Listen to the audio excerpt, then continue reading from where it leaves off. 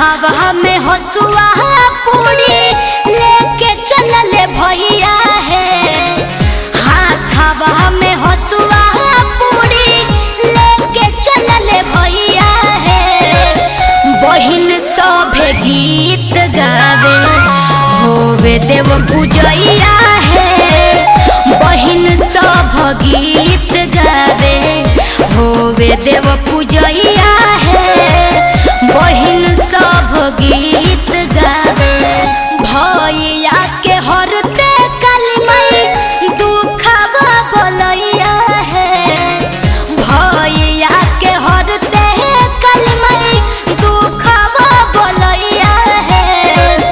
बहिन सभ गीत गावे होवे देव पूजैया है। बहिन सभ गीत गावे होवे देव पूजैया है। बहिन सभ गीत गावे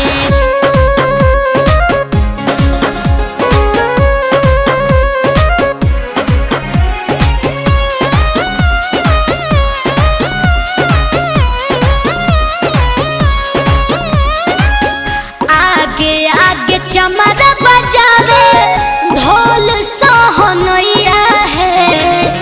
आगे आगे चमरा बजावे ढोल सोहनैया है। मामी मौसी साथे झूमे पकड़ी कलहिया है। मामी मौसी साथे झूमे पकड़ी कलहिया है।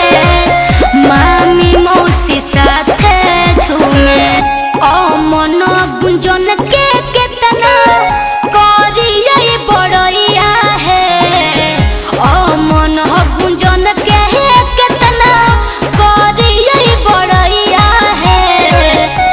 लाखों में एक दिलदार हमर भैया है। लाखों में एक दिलदार हमार भैया है।